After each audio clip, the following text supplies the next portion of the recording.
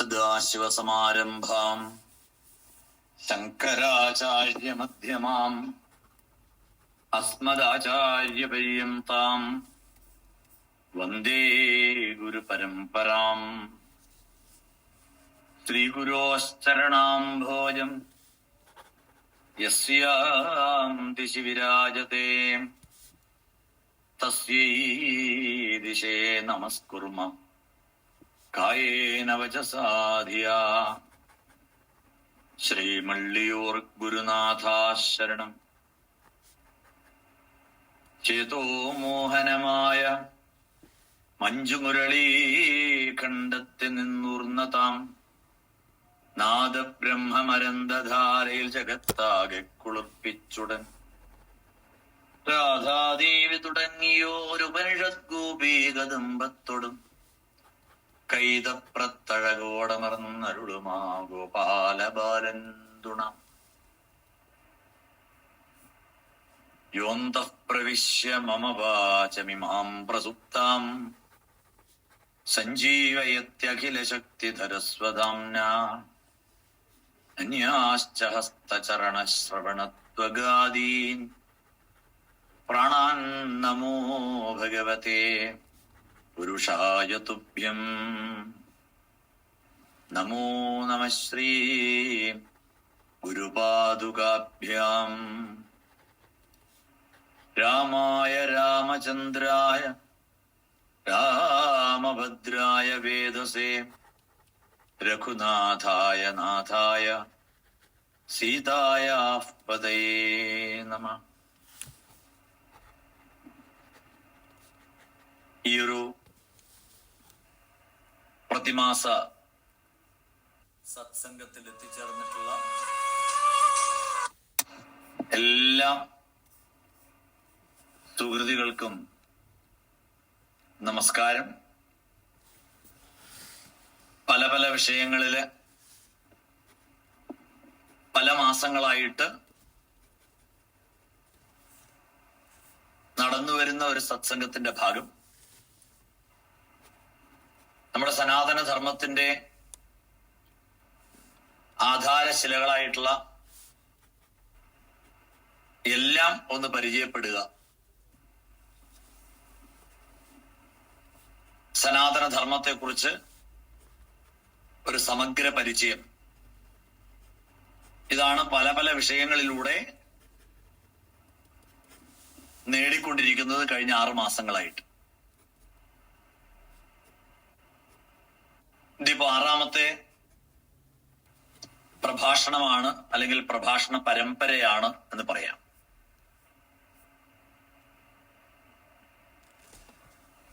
എന്തുകൊണ്ടാണ് ഇങ്ങനെയുള്ള ഒത്തുചേരല് ആവശ്യമായിട്ട് വന്നിരിക്കുന്നത്?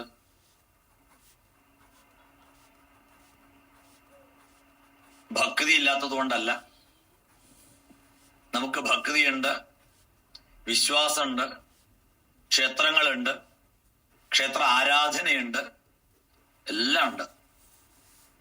പക്ഷേ നമുക്ക് നമ്മുടെ സനാതന ധർമ്മത്തിന്റെ അടിക്കല്ലുകളെ കുറിച്ച് ഇപ്പോഴും ധാരണയായിട്ടില്ല. എന്തിന്റെ ഒരു ന്യൂനതയാണ് എന്ന് ചോദിച്ചു കഴിഞ്ഞാൽ സംശയമില്ലാതെ പറയാം, അറിവിന്റെ ന്യൂനതയാണ്.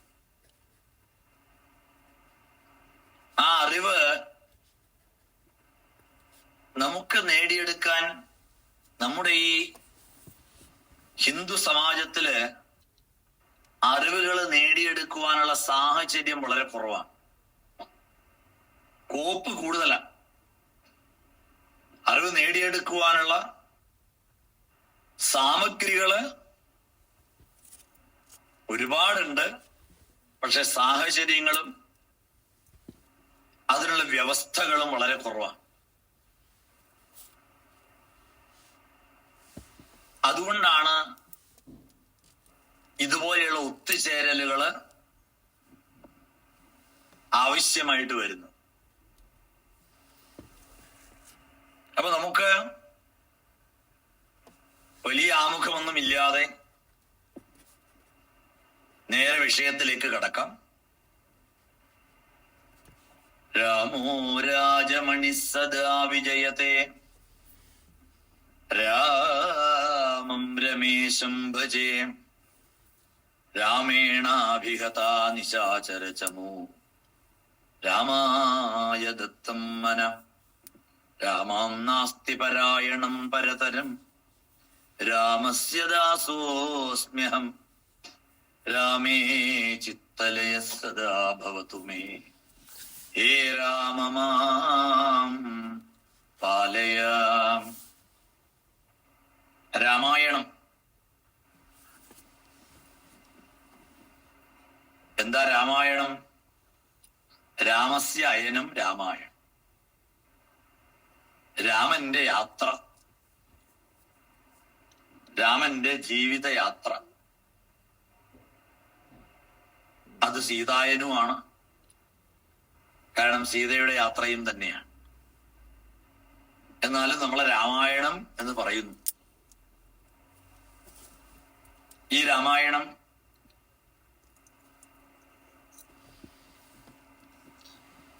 ആദികാവ്യം എന്നാണ് നമ്മൾ അതിനെ വിളിക്കുന്നത്.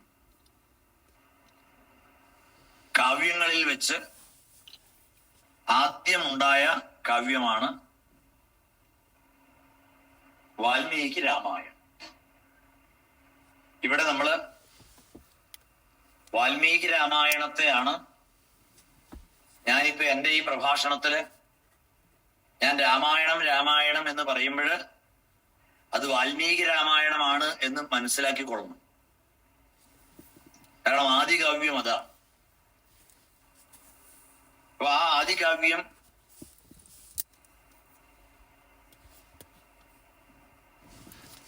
വാൽമീകിയുടെ ശോകത്തിൽ നിന്നുണ്ടായ ശ്ലോകമാണ്. ക്രൗഞ്ചദ്വന്ദ്വ വിയോഗോത്ഥ ശോകശ്ലോകത്വമാഗത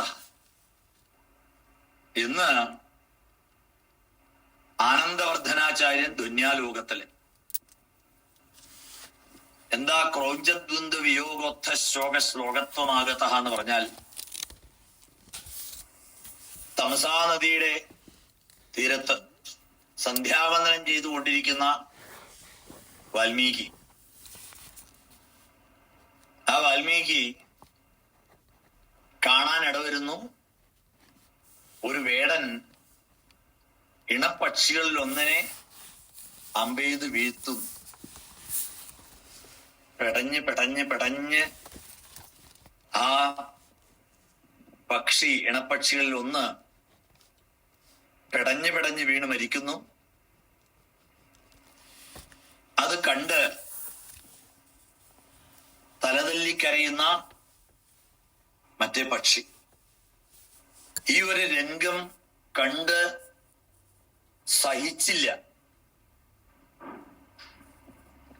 സഹിക്കാതെ താൻ പോലും അറിയാതെ പെട്ടെന്ന് ഒരു വാക്ക് അല്ലെങ്കിൽ ഒരു വാക്യം വാൽമീകിയുടെ മുഖത്തിൽ നിന്നും പുറത്തേക്ക് വന്നു. എന്താ വന്നത്? മാ നിഷാദ പ്രതിഷ്ഠാം ത്വമഗമ ശാശ്വതീ സമാ യത്ക്രൗഞ്ച മിഥുനാത് ഏകമവധി കാമമോഹിതം. ഹേ നിഷാദ്, മാ നിഷാദ പ്രതിഷ്ഠം. ആ ശ്ലോകം കേട്ടിട്ട് നമ്മൾ പറയും മാനിഷാദ എന്ന് പറയാറ്. മാനിഷാദ എന്നുള്ള പ്രയോഗം തന്നെ തെറ്റാണ്. മാനിഷാദ എന്നില്ല. ആ ശ്ലോകത്തില് ഒന്നിച്ച് മാനിഷാദ എന്ന് പറഞ്ഞുവെങ്കിലും മാനിഷാദ അരുതുകാട്ടാള എന്ന് നമ്മൾ അതിനെ വിവർത്തനം ചെയ്യാറുണ്ട്. തെറ്റാണ്. ഹേ നിഷാദ ക്രൗഞ്ചമിഥുനാത് ഏകം ത്വം അവധി.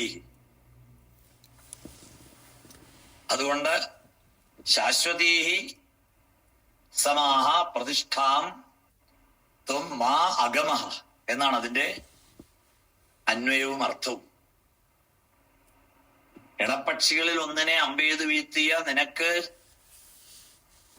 ചിരപ്രതിഷ്ഠ, ശാശ്വതമായ പ്രതിഷ്ഠ കിട്ടാതെ പോകട്ടെ എന്ന് ശപിച്ചു. ശാപവാക്കുകൾ. പക്ഷെ അത് ശാപവാക്കുകളാണെങ്കിൽ പോലും അത് ക്രോധത്തിൽ നിന്നുണ്ടായതല്ല, ശോകത്തിൽ നിന്നുണ്ടായത്. ഇവിടെ രാമായണത്തിന് എന്താണ് ഇന്ന് പ്രസക്തി എന്നുള്ളതിന്റെ ആദ്യത്തെ ഉത്തരമാണ് ഇപ്പൊ ഞാൻ പറഞ്ഞുകൊണ്ടിരിക്കുന്നത്. കാരണം രാമായണം എന്ന ആദി കാവ്യം കാരുണ്യത്തിൽ നിന്നുണ്ടായതാണ്. നമുക്ക് അനിവാര്യമായിട്ട് വേണ്ട ഒരു സ്വഭാവ വൈശിഷ്ട്യം കാരുണ്യമാണ്. അതുകൊണ്ട് ഭവഭൂതി പ്രഖ്യാപിച്ചു, ഏകോ രസ കരുണയേവ. ഏകോ രസ കരുണയേവ. ഒരേ ഒരു രസം, അത് കാരുണ്യമാണ്, കരുണരസമാണ്. കാരണം ആ മനസ്സിനെ ആർദ്രമാക്കുന്നതാണ് ആ കാരുണ്യം. കരുണയാണ് ശരിക്കും എല്ലാവരുടെ ഉള്ളിൽ ഉണ്ടാകേണ്ടത്. കാരുണ്യമാണ്. നമ്മൾ ഭക്തരാണ് എന്നൊക്കെ പറയണമെങ്കിൽ നമ്മുടെ ഉള്ളിൽ കാരുണ്യമുണ്ടെങ്കിൽ മാത്രമേ നമ്മൾ ഭക്തരാണെന്ന് പറയാൻ പറ്റൂ. സജ്ജനങ്ങളുടെ ലക്ഷണം പറയും. ആരാ സജ്ജനങ്ങള്? ഭാഗവതത്തില്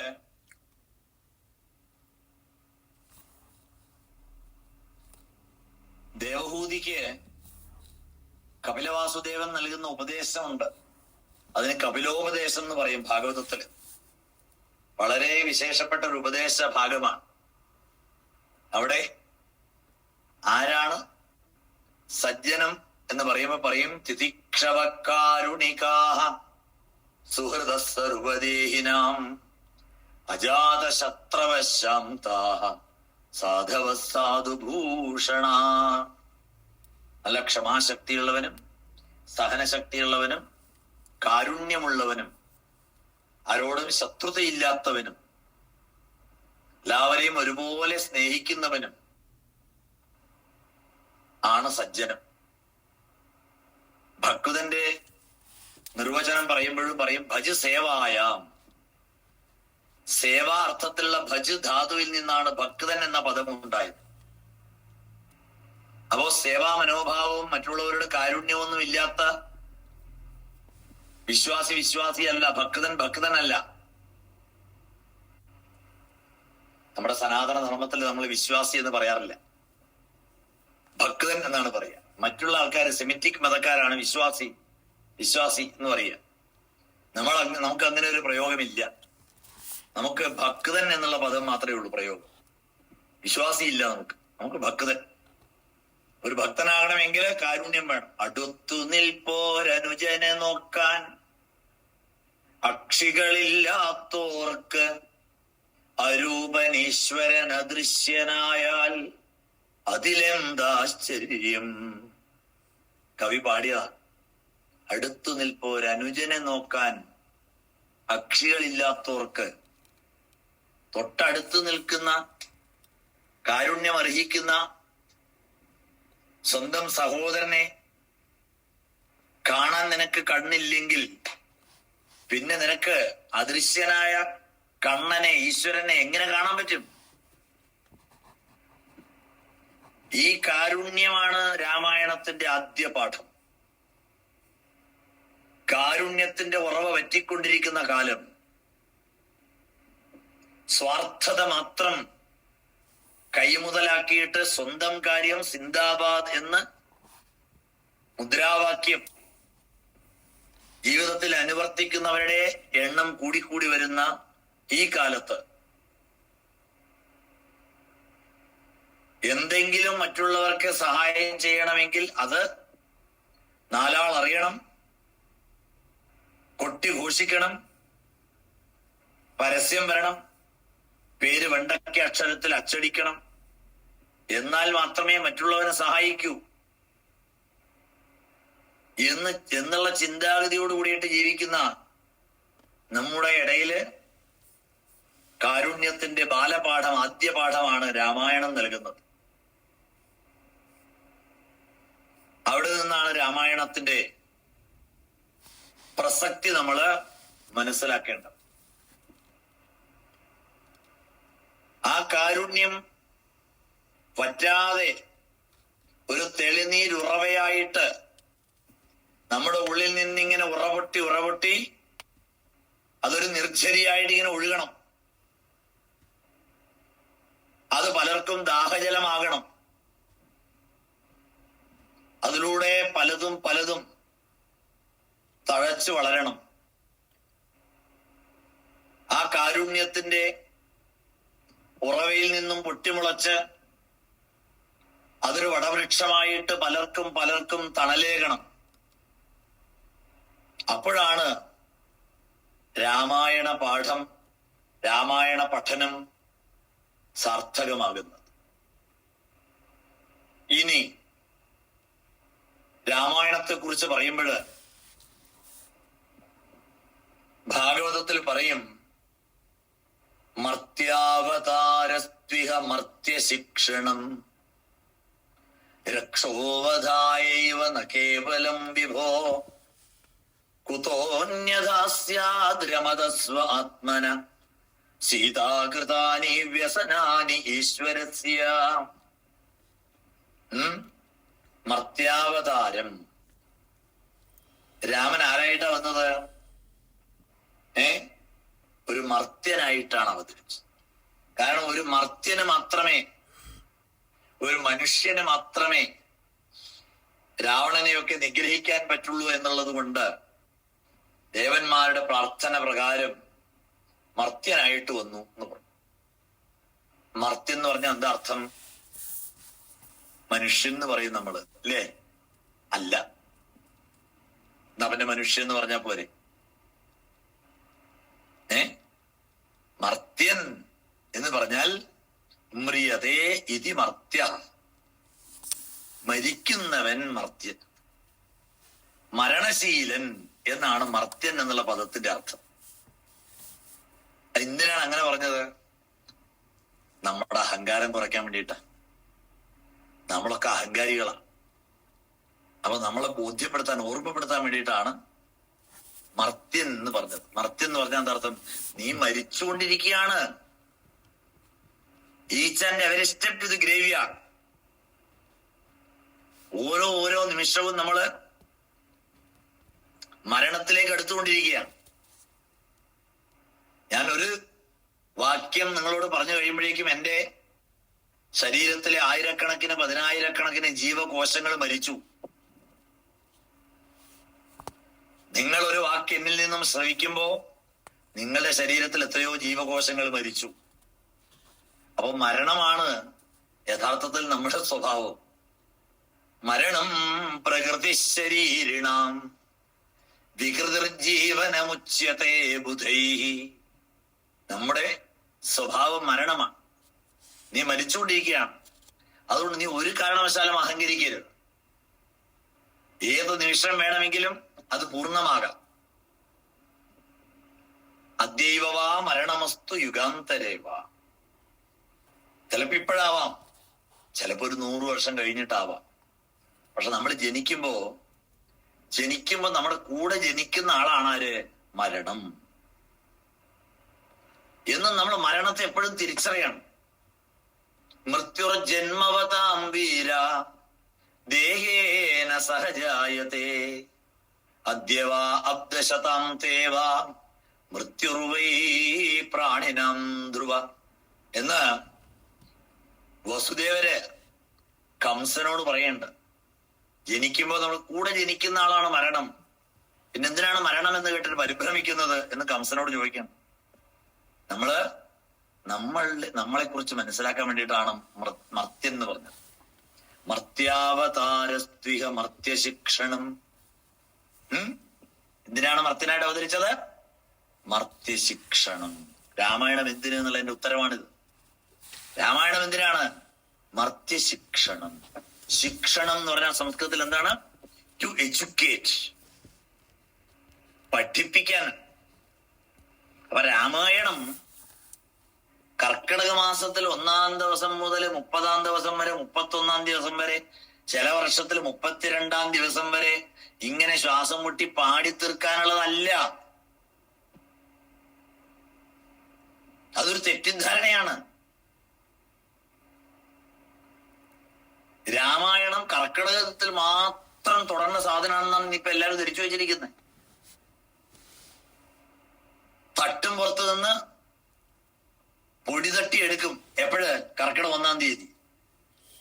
കർക്കിടകം 31 കഴിഞ്ഞാൽ അപ്പം അതങ്ങോട്ട് തട്ടും പുറത്തേക്ക്. പിന്നെ ഇനി അടുത്ത കർക്കിടകത്തിലേ ഉള്ളൂ രാമായണം. അതുവരെ തുടരുത്. അത് കർക്കിടകത്തിൽ തുടർന്ന സാധന. ഇതാരാ പറഞ്ഞു? ഇതാണ് നമ്മുടെ ധാരണ. ഒരിക്കലും അങ്ങനെ കർക്കിടകത്തിൽ മാത്രം പാടി തീർക്കാനുള്ളതല്ല രാമായണം. രാമായണം പഠിക്കാനുള്ളതാണ്. കർക്കിടകത്തിൽ എന്ത് ചെയ്തു വെച്ച് കഴിഞ്ഞാൽ, കർക്കിടകം പഞ്ഞമാസമാണ്. പഞ്ഞക്കർക്കിടകം, കള്ളക്കർക്കിടകം, മഴയൊഴിഞ്ഞ ദിവസം ഉണ്ടാവില്ല, എവിടെ ആർക്കും പുറത്തിറങ്ങി ജോലി ചെയ്യാൻ പറ്റില്ല. അപ്പൊ വീട്ടിനകത്ത് ഇരുന്ന് മടുത്ത് ശരീരവും ദുഷിക്കും, മനസ്സും ദുഷിക്കും. അങ്ങനെ ശരീരവും മനസ്സും ദുഷിച്ചു പോകാതിരിക്കാൻ വേണ്ടിയിട്ടാണ് പണ്ടുള്ള അവര് പറഞ്ഞത്, ആ കർക്കിടക മാസം മഴക്കാലം വീട്ടിൽ കുത്തിയിരിക്കുന്ന സമയത്ത് രാമായണം വായിക്കുക. ആ രാമായണം വായിച്ചു കഴിഞ്ഞാൽ മനസ്സ് നന്നാവും. കാരണം നമ്മൾ വെറുതെ ഇരുന്നാൽ വെറുതെയാകും. അതുകൊണ്ട് എന്ത് ചെയ്തു? ശരീരത്തിന് ഇത് പാടാൻ മാത്രമുള്ളതാണ്, പാടാനുള്ളതല്ലേ. വ്യക്തമായിട്ട് ഭാഗവതത്തിൽ പറഞ്ഞു, മർത്യശിക്ഷണം. നമുക്ക് പഠിക്കാൻ ഒട്ടനവധി പാഠങ്ങള് നമുക്ക് പറഞ്ഞു തരുന്നു രാമായണം. ഇന്ന് നമുക്ക് അന്യം നിന്ന് പോകുന്ന മൂല്യങ്ങള്, ആ അന്യം നിന്ന് പോകുന്ന, കൈമോശം വന്നു പോകുന്ന, നമ്മൾക്ക് കാണുവാൻ, കണ്ടു പഠിക്കുവാൻ റോൾ മോഡലുകൾ ഇല്ലാതെ, നമുക്ക് അനുകരിക്കുവാൻ ആദർശ പുരുഷന്മാരെ മുന്നിൽ കാണാതെ, അതുകൊണ്ട് തന്നെ നമുക്ക് പഠിക്കുവാൻ, മനസ്സിലാക്കുവാൻ ഒരു അവസരമില്ലാതെ നമ്മളിൽ നിന്നും ചോർന്നു പോകുന്ന കുറെ ജീവിത മൂല്യങ്ങള്, ആ മൂല്യങ്ങൾ പഠിക്കാനാണ് രാമായണം. മർത്യാവതാരസ്ത്വിക മർത്യശിക്ഷണം. അല്ലാതെ രക്ഷോവധായൈവ ന കേവലം, രാക്ഷസന്മാരെ വധിക്കാൻ വേണ്ടി മാത്രമല്ല. പഠിക്കാൻ ഭട്ടതിരിപ്പാട് നാരായണീയത്തില് അത് വീണ്ടും ഉറപ്പിച്ചു പറഞ്ഞു, സ്വയം മർത്യാവതാരസ്തവ ഖലു നിയതം മർത്യശിക്ഷാർത്ഥമേവം. മർത്യാവതാരം മർത്യശിക്ഷാർത്ഥം എന്ന് ഭട്ടതിരിപ്പാടും അതിനെ 100% പിന്താങ്ങുക. അപ്പൊ എന്ത് പഠിച്ചു രാമായണത്തില്? 30 ദിവസം പാടി, അല്ലാതെ എന്ത് പഠിച്ചു? പഠിച്ചിട്ടില്ലെങ്കിൽ രാമായണം വ്യർത്ഥം.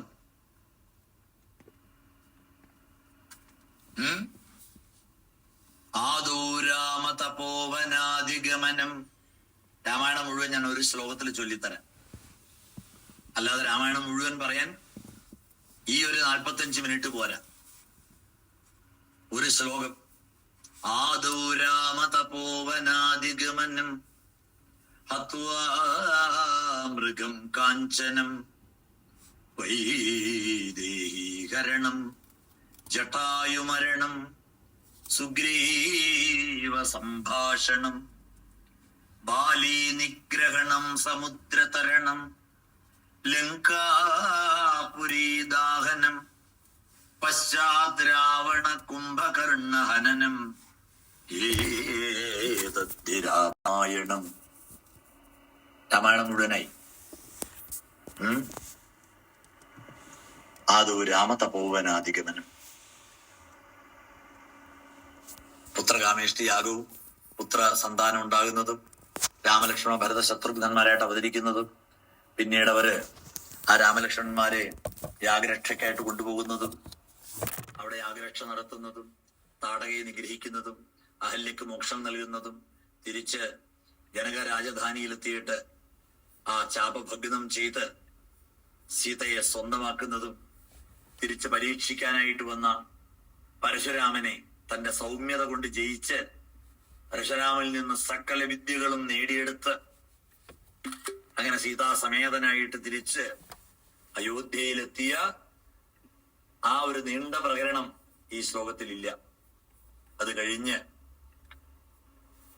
ആ പുത്രവാത്സല്യം, രാമന്റെ സർവഗുണ സമ്പന്നത്വം ഒക്കെ കണ്ട് പട്ടാഭിഷേകത്തിന് നിശ്ചയിച്ചു. പട്ടാഭിഷേകത്തിന് നിശ്ചയിച്ചുവെങ്കിലും മന്ധരയുടെ പ്രേരണ കൊണ്ട്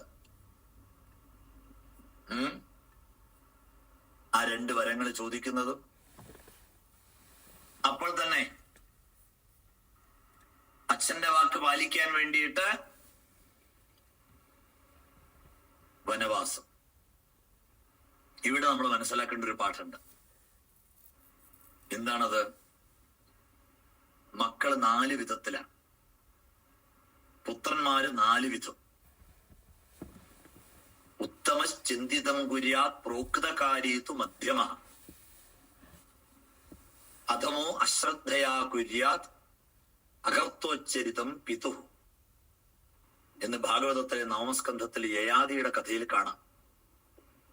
എന്താണ് പറയുന്നത്? ഒരു അച്ഛന്റെ മനസ്സറിഞ്ഞ്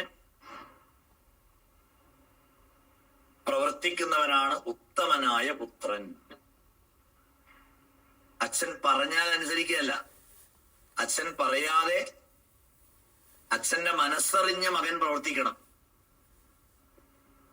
ഇതൊക്കെ എത്ര മക്കൾക്ക് പറഞ്ഞാൽ മനസ്സിലാവും?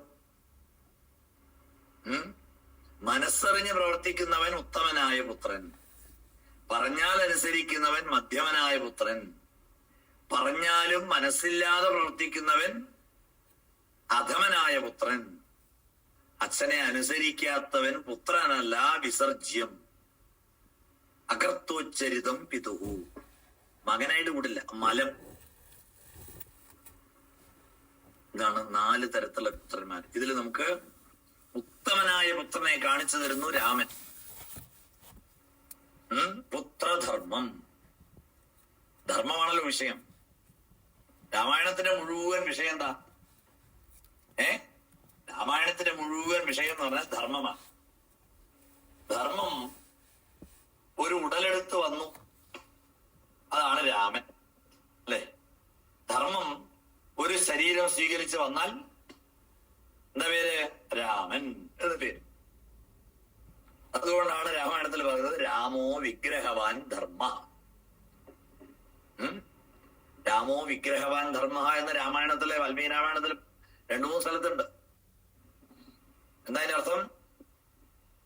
രൂപം സ്വീകരിച്ച, സ്വരൂപം സ്വീകരിച്ച ധർമ്മമാണ് രാമൻ.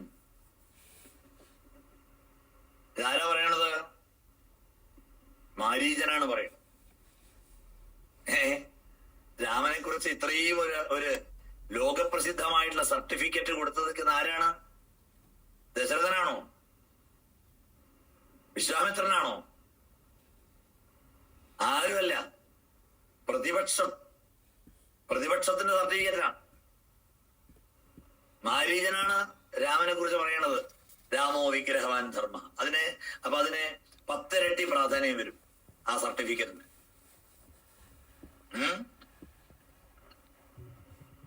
എന്തേ? രാവണനോട് പറയാണ്. രാവണൻ വന്നിട്ട് മാരീചനോട് ആവശ്യപ്പെടുന്നുണ്ട്. എന്ത്? പൊന്മാനായിട്ട് ചെന്ന് എനിക്ക് സീതയെ അപഹരിക്കാനുള്ള ഒരു അവസരം ഉണ്ടാക്കി തരണം എന്നൊക്കെ മാരീചനോട് പറയുമ്പോ മാരീചൻ പറയാണ്, വേണ്ട, രാമനോട് കളിക്കരുത്. ഞാൻ രാമബാണത്തിന്റെ ടേസ്റ്റ് അറിഞ്ഞതാണ്. ഇതിനു മുൻപ് ഞാൻ കഷ്ടിച്ച് രക്ഷപ്പെട്ടതാണ് രാമബാണത്തിൽ നിന്ന്. അതുകൊണ്ട് ഇനി ഞാൻ ഇല്ല എന്ന് പറഞ്ഞു. ഉപദേശിച്ചു രാവണനെ. ചന്ദ്രഹാസം വലിച്ചൂരി ഇപ്പൊ കൊന്നുകളയെന്ന് പറഞ്ഞു. അമ്മാവനാണെന്ന് ഞാൻ നോക്കില്ല, കൊന്നുകളയെന്ന് പറഞ്ഞു രാവണൻ. അപ്പൊ മാരീചൻ ചിന്തിച്ചു, ഇവന്റെ വാളുകൊണ്ട് ചാവുന്നതിനേക്കാളും എത്രയോ നല്ലതാണ് രാമന്റെ ബാണമേറ്റ് മരിക്കുന്നത്. ഒരു മരണം ഉറപ്പിച്ചാൽ പിന്നെ നല്ല മരണം സെലക്ട് ചെയ്യണം. അങ്ങനെയാ. മരണം എന്തായാലും ഉറപ്പാണ്, അല്ലെ? ജാതസ്ഥേ ധ്രുവോ മൃത്യുവോ ധ്രുവം ജന്മമൃതസ്യ. അത് അപരിഹാര്യമാണ്. അപ്പൊ നമ്മൾ എന്ത് ചെയ്യണം? നമ്മള് ശ്ലാഘനീയമായ മരണത്തെ സ്വീകരിക്കണം എന്നാണ്.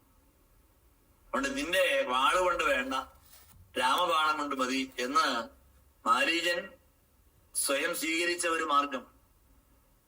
അത്രയും പ്രാധാന്യം രാമന് കൊടുക്കേണ്ട മാരീചൻ. അങ്ങനെ ആ വനഗമനം, ആദൂരാമ തപോവനാദിഗമനം, ആ വനഗമന സമയത്ത്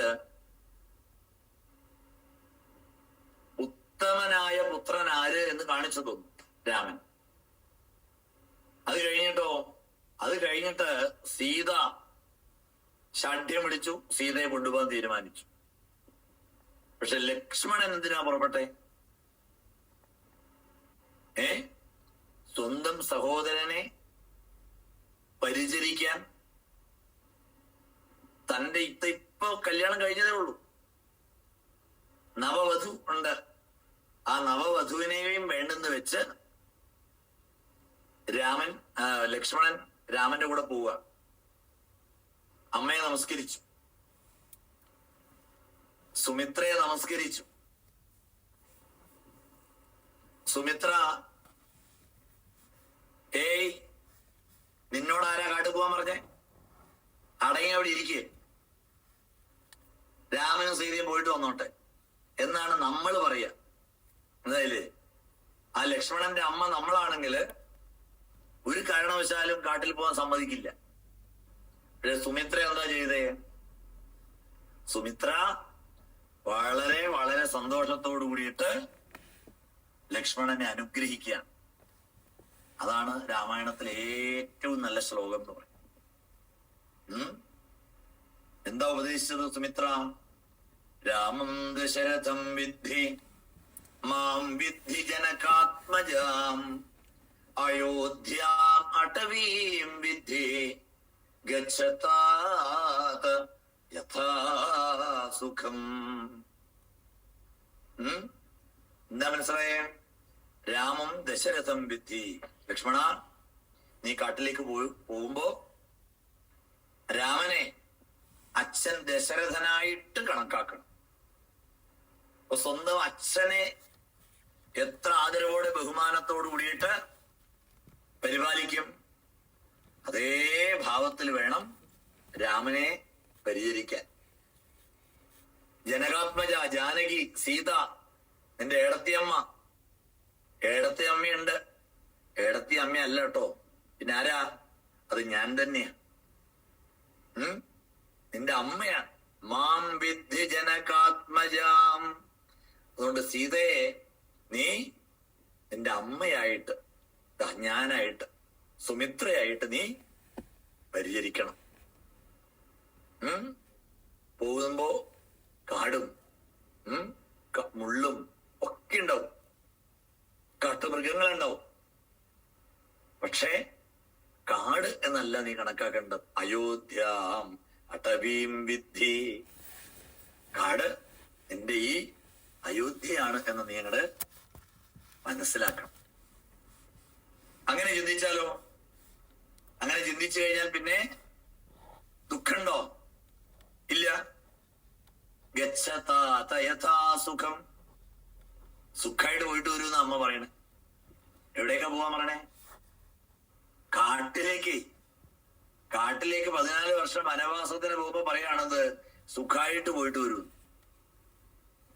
എന്താ അതിന്റെ അർത്ഥം? സുഖം എവിടെയാ? സുഖം എവിടെയാ? സുഖം അവരവരുടെ മനസ്സിലാണ്. നമ്മൾ പല പല വസ്തുക്കളിലാണ് സുഖമെന്ന് നമ്മൾ ആരോപിക്കുക. നെവർ. ഒരിക്കലും അങ്ങനെയുള്ള വസ്തുക്കളിലൊന്നുമല്ല സുഖമുള്ളത്. ഏതാണ് സുഖം, ഏതാണ് ദുഃഖം എന്ന് നിശ്ചയിക്കുന്നത് നമ്മുടെ മനസ്സാണ്. മനഃപരം കാരണമാമനന്തി. മനസ്സാണ് പരമമായ കാരണം. ആര് ശത്രു? ആര് ബന്ധു, ഏത് സുഖം, ഏത് ദുഃഖം, ഏതാണ് മാനം, ഏതാണ് അപമാനം, ഏതാണ് നേട്ടം, ഏതാണ് കോട്ടം, ഇതൊക്കെ നമ്മുടെ മനസ്സാണ് നിശ്ചയിക്കുന്നത്. അതുകൊണ്ടാണ് സുമിത്ര പറഞ്ഞത് സുഖമായിട്ട് പോയിട്ട് വരും. ഈ സുമിത്രയുടെ ഉപദേശം ലോകപ്രസിദ്ധമാണ്. ലോകപ്രസിദ്ധമാണ് ഈ സുമിത്രയുടെ ഉപദേശം. അതുകൊണ്ടാണ് വാൽമീകി രാമായണത്തിലെ ഏറ്റവും പ്രധാനപ്പെട്ട ശ്ലോകം ഈ ഒരു ശ്ലോകമാണെന്ന് പറയാറുള്ളത്. അങ്ങനെ വനഗമനം. അവിടുന്ന് സീത അപഹരിക്കപ്പെട്ടു. സീതയും കൊണ്ടുപോയി. രാമലക്ഷ്മണന്മാര് ദുഃഖാർത്തരായി, സങ്കടപ്പെട്ട് ദീനദീനം കരയേണ്ട രാമൻ ജടായുവിനെ കണ്ടു. അച്ഛന്റെ സുഹൃത്താണ്. ജടായു ചിറകരിഞ്ഞ് വീഴ്ത്തിയിട്ടുണ്ട്. പക്ഷേ പ്രാണൻ ബാക്കിയുണ്ട്. എന്തേ പ്രാണൻ ബാക്കിയാക്കാൻ കാരണം? രാമനെ കണ്ടിട്ട് സീതയെ അപഹരിച്ച വൃത്താന്തം പറഞ്ഞിട്ടേ മരിക്കൂ എന്ന് മനസ്സിലങ്ങൾ നിശ്ചയിച്ചു. പ്രാണൻ നിലനിർത്തി. രാമനോട് ആ വൃത്താന്തം പറഞ്ഞു കഴിയേണ്ട താമസം അപ്പ പ്രാണൻ പോയി. അതുവരെ ജടായുവിനെ പിടിച്ചു നിർത്തിയ ആ ശക്തിയുടെ പേരെന്താ? അതാണ് ഇച്ഛാശക്തി, വിൽ പവർ എന്ന് പറയും. അതാണ് വിൽ പവർ. ആ ഇച്ഛാശക്തി നമ്മൾ പഠിക്കേണ്ട പാഠം. കാരണം രക്തം വാർന്ന് ഒലിച്ചിട്ട് അപ്പം മരിക്കേണ്ടതാ. പക്ഷെ ഉള്ളിന്റെ ഉള്ളില് ആ സീതയുടെ കരച്ചില്, വാവിട്ട് കരയുന്ന ആ സീതയുടെ മുഖം ഒരു പക്ഷിയാണെങ്കിലും ജടായുവിനെ സഹിക്കാൻ വയ്യ. രാമനോട് വിവരം പറഞ്ഞ് അപ്പൊ തന്നെ പ്രാണൻ പോയി അല്ലേ? പക്ഷെ രാമൻ എന്താ ചെയ്തേ? രാമൻ ഒരു പക്ഷിയല്ലേ എന്ന് പറഞ്ഞിട്ട് വിട്ടോ? ഇല്ല. രാമൻ എന്ത്, സ്വന്തം ഒരു സഹോദരൻ മരിച്ചാൽ എന്തൊക്കെ കർമ്മങ്ങൾ ചെയ്യണം, അതേ കർമ്മങ്ങളോട് കൂടിയിട്ടാണ് രാമൻ ജടായുവിന്റെ ശവസംസ്കാരം ചെയ്യുന്നത്. അത്ഭുതമല്ലേ? ഒരു പക്ഷിയെ ഇത്രയൊക്കെ ആദരിക്കണം, വേണം. അർഹിക്കുന്നവരെ ആദരിക്കാൻ നമ്മൾ പഠിക്കണം. അർഹിക്കുന്നവരെ ആദരിക്കണം. അവിടെ പക്ഷിയാണ് അല്ലെങ്കിൽ നിസ്സാരനാണ്, ആദരിച്ചു. വേണ്ട ആദരവോട് കൂടിയിട്ട് ശവസംസ്കാരം നടത്തിയിട്ടാണ് പോണത്. കുറച്ചുകൂടെ മുന്നോട്ട് പോയപ്പോ ഒരു തുണിക്കെട്ട് അയച്ചു നോക്കിയപ്പോഴോ കുറെ ആഭരണങ്ങള്. എന്താ? രാവണൻ ബലാത്കാരമായിട്ട് പിടിച്ചു കൊണ്ടുപോകുമ്പോ സീത തന്റെ ആഭരണങ്ങളെല്ലാം അഴിച്ച് ഒരു തുണിയിൽ പൊതിഞ്ഞിട്ട് താഴേക്ക് ഇട്ടതാ, തന്റെ ഐഡന്റിറ്റി കിട്ടാൻ വേണ്ടിയിട്ട്, തന്നെ കണ്ടുപിടിക്കാൻ, തിരിച്ചറിയാൻ ആഭരണങ്ങൾ താഴേക്ക് ഇട്ടതാ. പക്ഷെ ആ ആഭരണങ്ങൾ കണ്ടിട്ടൊന്നും മനസ്സിലാവുന്നില്ല രാമന്. ഇത് സീതയുടെ ആഭരണങ്ങളാണെന്നും തിരിച്ചറിയാൻ പറ്റില്ല. സങ്കടം കൊണ്ടും പിന്നെ ആ ഒരു മനപ്രയാസമൊക്കെ കൊണ്ടാണ്. ലക്ഷ്മണനോട് ചോദിച്ചു, ലക്ഷ്മണൻ നിനക്കിത് മനസ്സിലാവുന്നുണ്ടോ? ഇത് നിന്റെ എഴുത്തി അമ്മയുടെ ആഭരണങ്ങളാണോ ലക്ഷ്മണ? ഒന്ന് നോക്കിയിട്ട് പറയൂ. ആ ആഭരണങ്ങളൊക്കെ നോക്കി ലക്ഷ്മണൻ. നോക്കിയപ്പോഴ് വളയോ മാലയോ കമ്മലോ ഒക്കെ ഉണ്ട്. ഒന്നും പിടികിട്ടുന്നില്ല. പക്ഷെ തിരിച്ചറിഞ്ഞു. ഏതാ തിരിച്ചറിഞ്ഞത്? പാദസരം തിരിച്ചറിഞ്ഞു. ലക്ഷ്മണൻ അവിടെ രാമനോട് പറയണ്ട, നാഹം ജാനാമി കേയൂരേ നാഹം ജാനാമി കുണ്ടലേ നൂപുരേ ത്വഭിജാനാമി നിത്യം പാദാഭിവന്ദനാ. എന്തൊരു ഹൃദയസ്പർശിയാണെന്ന് പറയാ വാക്കുകൾ. ജ്യേഷ്ഠ, എനിക്ക് ആ കുണ്ടലം കമ്മല് മനസ്സിലായില്ല, ആ വളയും ആ പിന്നെ മാല ഒന്നും മനസ്സിലായില്ല. പക്ഷേ എനിക്ക് ആ കാലിലണിയുന്ന ആ നൂപുരം ആ പാദസരം മനസ്സിലായി. കാരണം എന്താ, ഞാൻ എന്നും കാലത്ത് എഴുന്നേറ്റ് കഴിഞ്ഞാൽ ആ കാൽക്കൽ നമസ്കരിക്കാറില്ലേ?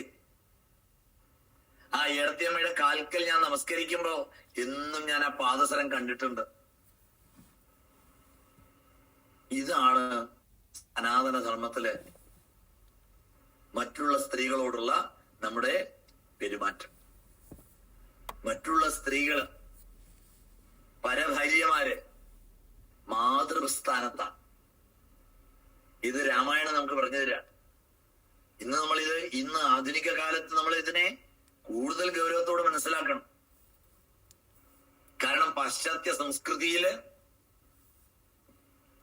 അമ്മയൊഴികെ ബാക്കിയുള്ളവരെല്ലാം ആര് വേണമെങ്കിലും പത്നി ഭാവത്തിലാകാം, അതിന് യാതൊരു തെറ്റുമില്ല.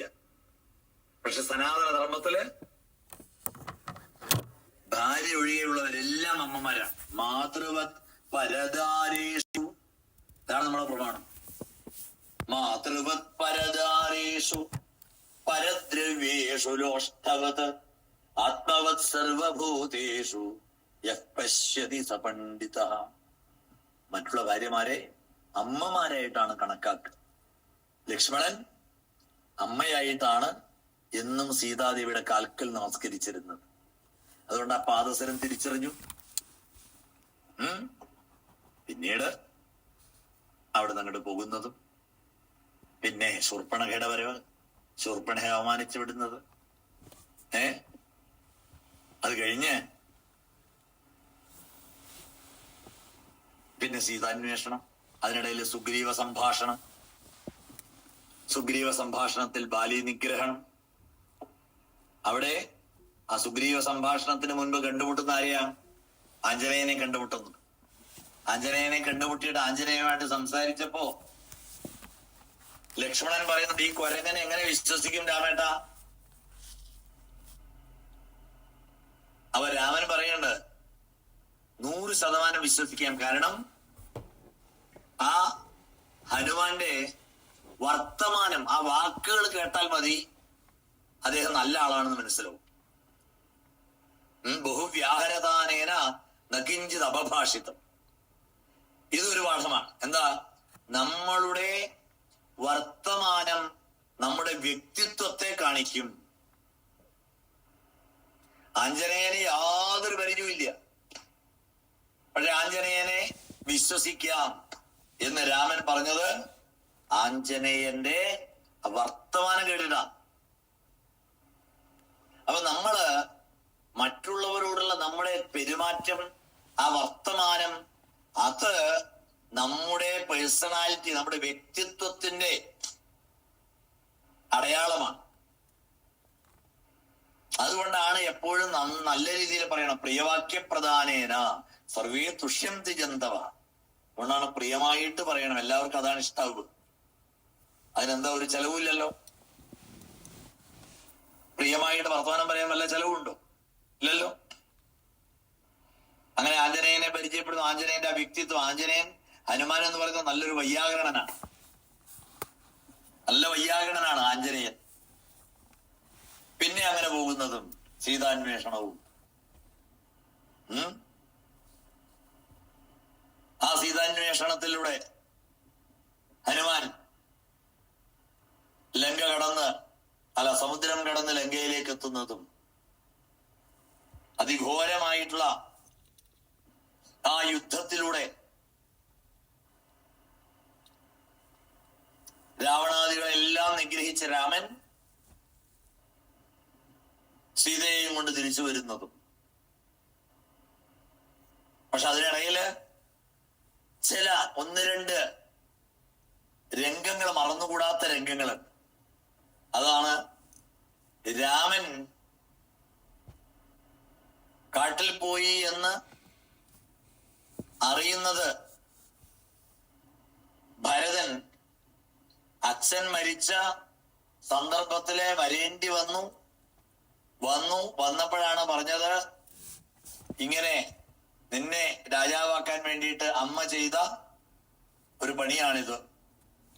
അപ്പൊ തന്നെ പൊട്ടിത്തെറിച്ചു ഭരതൻ. ജ്യേഷ്ഠനെ കൂട്ടിയിട്ടല്ലാതെ ഇനി അത് അയോധ്യയിലേക്ക് ഇല്ല.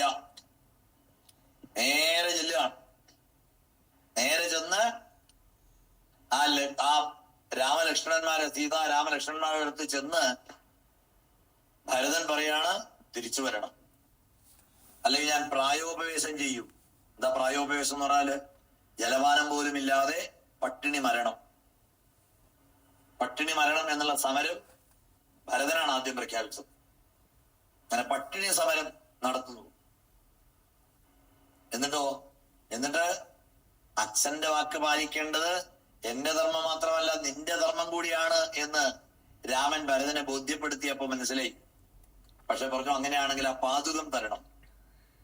പാതുകവും വാങ്ങി ഭരതൻ തിരിച്ചുപോയി അയോധ്യയിലെ സിംഹാസനത്തിൽ ഇരുന്ന് ഭരണം നടത്തുകയാണോ ചെയ്തത്?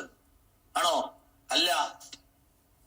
14 വർഷം അയോധ്യയുടെ സിംഹാസനം തൊടാതെ നന്ദിഗ്രാമത്തില് രാമപാദുകങ്ങളെ വെച്ച് പൂജിച്ച് ആ രാമപാദുകങ്ങളുടെ ദാസനായി രാമൻ അനുഷ്ഠിച്ചതിനേക്കാൾ കഠിന വ്രതം അനുഷ്ഠിച്ചു ഭരതൻ.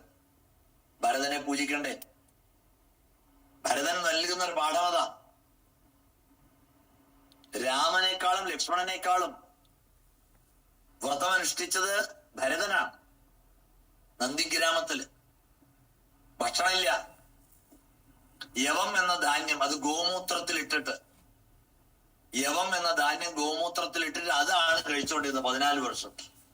ഗോമൂത്രയാവകം എന്ന് കാണാം.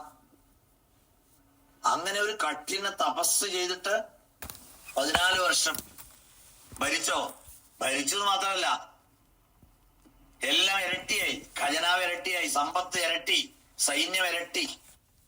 14 വർഷം കൊണ്ട് അത്യന്തം ഭംഗിയായിട്ട് രാജ്യപാലനം നിർവഹിച്ചു ഭരതൻ. എന്നിട്ട് അഗ്നിപ്രവേശം. കാരണം സമയത്ത് രാമൻ തിരിച്ചു വന്നില്ലെങ്കിൽ അഗ്നിപ്രവേശം. ഇങ്ങനെ എത്രയോ പാഠങ്ങൾ, ഇത്രയൊക്കെ പാഠങ്ങള് രാമായണത്തിൽ നിന്ന് പഠിക്കാനുള്ളത് കൊണ്ടാണ്. രാമായണം പഠിക്കാനുള്ളതാണ്, പാടാനുള്ളതല്ല എന്ന് ഞാൻ ആമുഖമായിട്ട് പറഞ്ഞത്. അതുകൊണ്ട് ഈ ഒരു പ്രഭാഷണം തുടക്കം മാത്രമാണ്, ഒന്നും ആയിട്ടില്ല. പക്ഷെ എന്നാലും നമ്മൾ അറിയേണ്ടത്, രാമായണം അധ്യേതവ്യമാണ്, അധ്യയനം ചെയ്യാനുള്ളതാണ്. അതിലുള്ള ആ ഭ്രാതൃഭക്തിയാണെങ്കിലും രാജ്യഭക്തിയാണെങ്കിലും അവസാനം നമ്മൾ പറയാറുണ്ട്, എന്താ, ആ ലങ്ക എല്ലാം രത്നം സ്വർണം മാത്രം നിറഞ്ഞ ലങ്കയായിരുന്നു പണ്ട്. അതുകൊണ്ട് ലക്ഷ്മണൻ ചോദിക്കണ്ട രാമനോട്, രാമേട്ടാ നമുക്ക് ഇവിടെ തന്നെ കൂടിയാലോ? എല്ലാം ഇവിടെ നോക്കി കഴിഞ്ഞാൽ രത്നം സ്വർണം മാത്രമേ ഉള്ളൂ, ഇവിടെ തന്നെ കൂടിയാലെന്താ ചോദിക്കണ്ട ലക്ഷ്മണൻ. അപ്പൊ രാമൻ പറയും, അപ്പി സ്വർണമയി ലങ്ക നമേ ലക്ഷ്മണ രോചത്തെ ജനനീ ജന്മഭൂമിശ്ച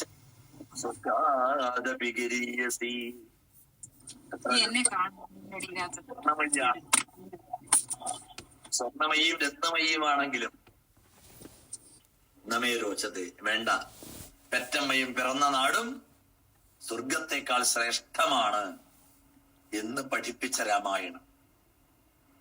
ആ രാമായണം ഇന്നല്ല എന്നുമെന്നും നിലനിൽക്കുമെന്ന് രാമായണത്തിൽ തന്നെ പ്രഖ്യാപിക്കുന്നുണ്ട്.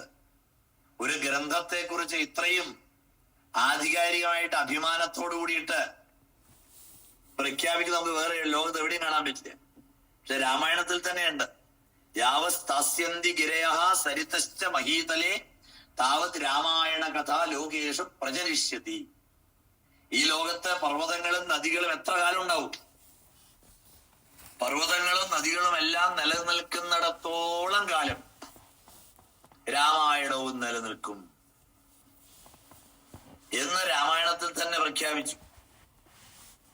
അത്രയും ശ്രേഷ്ഠമാണ്, അത്രയും വിശിഷ്ടമാണ് രാമായണം. അതുകൊണ്ട് രാമായണം ഗൗരവത്തോടു കൂടിയിട്ട് അധ്യയനം ചെയ്യേണ്ടതാണ് എന്ന് മാത്രം പറഞ്ഞുകൊണ്ട് ഇവിടെ അവസാനിപ്പിക്കാം.